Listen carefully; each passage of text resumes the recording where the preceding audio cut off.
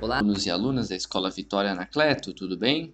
Hoje trago para vocês uma reflexão, que é um pequeno texto do sociólogo brasileiro Nildo Viana, que é professor da Universidade Federal de Goiás e autor aí de mais de uma dezena de livros, artigos, e várias outras publicações. Bom, o texto de hoje se chama O Fetichismo Eleitoral, que vai estar no link aí para vocês também. E ele traz uma reflexão interessante. O texto foi escrito em outubro de 2018, nas últimas eleições presidenciais, e eu trago para vocês hoje a reflexão, já que esse ano é um ano de eleição, certo? E, como eu sempre falo, os livros estão aí para nós pensarmos a realidade. Então, nada melhor do que trazer um autor de vários livros e que escreveu esse texto para a gente refletir a nossa realidade. Bom, o autor começa o texto falando que o período eleitoral é um momento de ilusões. É verdade, ilusões.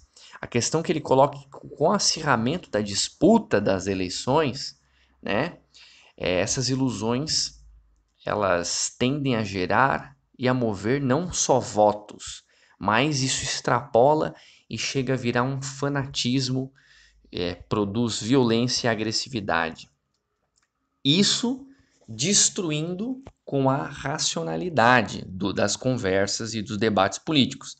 E não é o que nós observamos, certo? Ao lado desse fetichismo, ocorrem também outras crenças, interesses e desejos e outros processos que vão atuar impedindo que as pessoas vejam o mundo como ele realmente é e passem a ver o mundo através de um maniqueísmo. O que é o maniqueísmo? É uma mistificação da luta do bem contra o mal, como se a realidade, que é uma realidade que envolve em vários processos, né, políticos, econômicos, disputas de partidos políticos, disputas de poder, disputa dentro do partido político, passa a ser só uma disputa entre o bem e o mal. Então, o que seria o fetichismo eleitoral? Bom, esse termo fetichismo vem de um outro conceito desenvolvido por Karl Marx, que é o fetichismo da mercadoria. E o que seria a mercadoria com o fetichismo elaborado por Marx? Ela é uma mercadoria que enfeitiça a consciência humana e passa a pensar e ter vida própria, como se fosse um agente, como se fosse um ser de vontade e ação. Mas é algo que o ser humano que produziu, certo? E esse ser, que é a mercadoria, passa a ter vida própria. Então, nesse processo de fetichismo, a coisa que é a mercadoria vira um ser e o ser que é o ser humano vira uma mera coisa, um mero objeto. Parece um pouco complexo, né? Mas a gente pode entender da seguinte forma: pensem numa mercadoria como um videogame, que é um produto que vocês gostam bastante. O videogame, ele é um produto inanimado, né? Ele não tem vida. Mas na nossa sociedade, a partir do momento que ele é produzido, ele tem um valor monetário, um valor financeiro tão grande que ele passa a circular pelo mundo todo, né? Produzido lá na China, vem para ser vendido aqui no Brasil através de um navio, de uma empresa que é lá dos Estados Unidos, e faz isso tudo como se fosse um ser dotado de vontade própria. E isso, inclusive, faz com que as pessoas é, criem o consumismo, né? Fiquem em filas para comprar, por exemplo, o lançamento do iPhone. Isso é um processo de fetichismo. E os objetos passam a ter aparentemente vontade própria. E o que acontece? A gente aplica esse fetichismo para o fetichismo eleitoral, né? Os candidatos e os partidos ganham essa autonomia e se tornam agentes e seres tão poderosos que têm quase poderes mágicos para decidir o futuro. E isso vai valer tanto para o candidato A como para o candidato B.